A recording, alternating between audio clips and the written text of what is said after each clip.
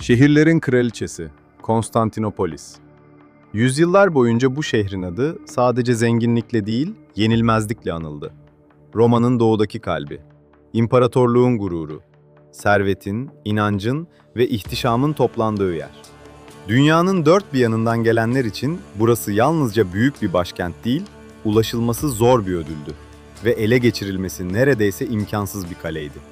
Ama 860 yılının yazında kuzeyden gelen savaşçılar bu efsaneye meydan okumaya karar verdi. Bir sabah Karadeniz'in üstünde beliren uzun gemiler Bizans dünyasının dengesini sarstı. Konstantinopolis halkı ufka baktığında alıştığı bir düşman görmedi. Ne büyük bir kara ordusu vardı karşılarında ne de klasik bir imparatorluk seferi. Bu kez gelenler başkaydı. Nehirleri aşan, gemilerini gerektiğinde karadan çeken, uzaklığı önemsemeyen Kuzeyli savaşçılar. Bugün çoğu kişi bu hikayeyi Vikinglerin Konstantinopolis baskını olarak hatırlar. Bizans kaynakları bu saldırganları daha çok Rus diye anar. Ama bu gücün içinde İskandinav kökenli savaşçıların önemli bir yer tuttuğu açıktır. Bu yüzden bu hikayenin ruhunda Vikingler vardır. Ve onların bu şehir için kullandığı isim aslında her şeyi anlatıyordu. Miklagard, yani büyük şehir. Böyle tarih ve savaş hikayelerini kaçırmamak için abone ol, bildirimleri aç. Bu sadece bir isim değildi, bir hayranlıktı, bir meydan okumaydı, bir iştahtı. Çünkü kuzeyden gelen bu adamlar için Konstantinopolis yalnızca büyük bir şehir değildi. Altının, ipeğin, gümüşün ve şöhretin toplandığı yerdi. Bir kez vurulursa bütün kuzeyde anlatılacak bir efsane olacaktı. Ama asıl soru şuydu: bu adamlar buraya kadar nasıl gelebildi? Haritaya baktığında bu sefer delilik gibi görünür. Kuzeyin nehir yollarından inmek, akıntılarla boğuşmak, gemileri gerektiğinde karadan taşımak. Sonra Karadeniz'e açılıp dünyanın en zengin başkentlerinden birine dayanmak. Bu rastgele bir akın değildi. Bu, cesaretle birleşmiş korkunç bir hareket kabiliyetiydi. Geldiklerinde yanlarında büyük kuşatma kuleleri yoktu. Dev mancınıklar yoktu. Şehri sistemli biçimde parçalayacak ağır bir fetih makinesi yoktu. Bu yüzden amaçları büyük ihtimalle çok netti. Hızlı vurmak, korku salmak, çevreyi yağmalamak ve Bizans'a şunu göstermek: dünyanın merkezine kadar gelebiliyoruz. İşin Bizans için en kötü tarafıysa zamanlamaydı. Çünkü saldırı geldiğinde İmparator 3. Mikail şehirde değildi. Ordunun önemli bir kısmı da onunla birlikte doğudaydı. Konstantinopolis gibi bir şehir kolay kolay savunmasız kalmaz. Ama imparatorun yokluğu, halkın gözünde dev bir boşluğa dönüşebilir. Ve bazen bir şehri ilk sarsan şey, düşmanın baltası değil, içeride büyüyen korkudur. Nitekim tam da bu oldu. Vikingler boğaza girdiklerinde ilk darbeyi doğrudan o ünlü kara surlarına vurmadı. Önce çevredeki daha kırılgan hedeflere yöneldiler. Kıyıdaki yerleşimler, manastırlar, dış mahalleler. Ateş yükseldi, duman göğe çıktı. İnsanlar kaçtı. Ve bir anda Konstantinopolis'in güven duygusu parçalandı. Fotios'un sözlerinde bu saldırının yarattığı paniği hissedersin. Anlatılan şey sadece bir baskın değil, gökten inmiş bir felaket gibidir. Çünkü Bizans halkı ilk kez kuzeyden gelen bu savaşçıların gerçekten başkentin kapısına kadar ulaşabildiğini gördü. Tehlike artık uzak diyarlarda değildi. Tehlike şehrin önündeydi. Ama karşılarında sıradan bir şehir yoktu. Konstantinopolis sadece zengin değildi. Aynı zamanda korkunç derecede dayanıklıydı. Theodosius surları ve onları destekleyen savunma düzeni, bu başkenti yüzyıllar boyunca dünyanın en zor hedeflerinden biri haline getirdi.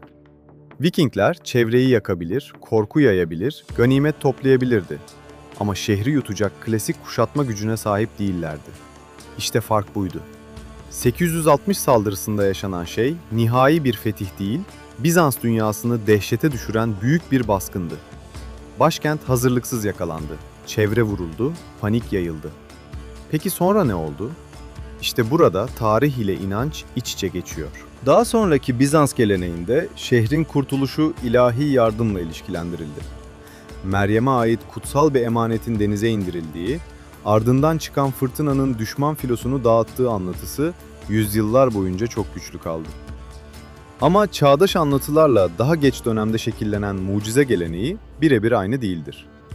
Yine de bütün bu tartışmanın sonunda değişmeyen tek gerçek şudur: Vikingler iz bıraktı, korku yarattı.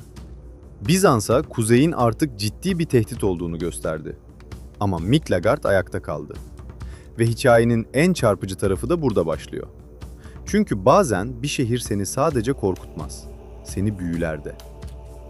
860 baskınından sonra geçen yüzyıllarda Kuzey Dünyası ile Bizans arasındaki ilişki bambaşka bir yere evrildi. Özellikle 2. Basileios döneminde Varangian muhafızları imparatorluğun en meşhur elit birliklerinden biri haline geldi.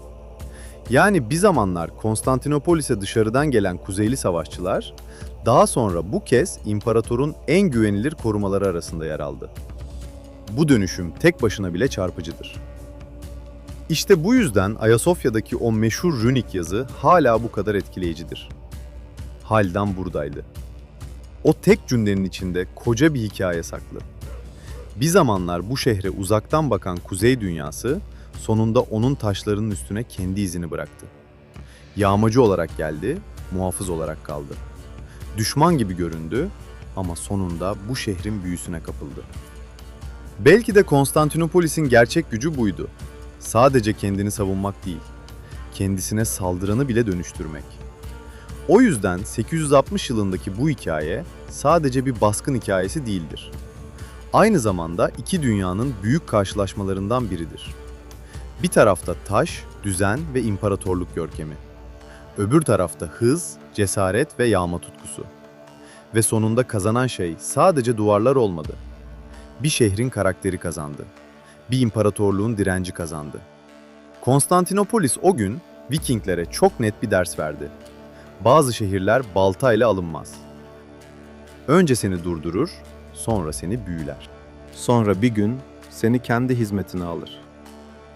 Peki sence bir Viking savaşçısını yağmalamak için geldiği bir şehre yıllar sonra hizmet etmeye iten şey neydi? Altın mı? Şöhret mi? Yoksa Konstantinopolis'in o tarif edilmez çekim gücü mü? Yorumlarda buluşalım. Bu tarz tarih ve savaş hikayelerini kaçırmamak için abone ol, bildirimleri aç. Tarihle kalın. Hoşça kalın.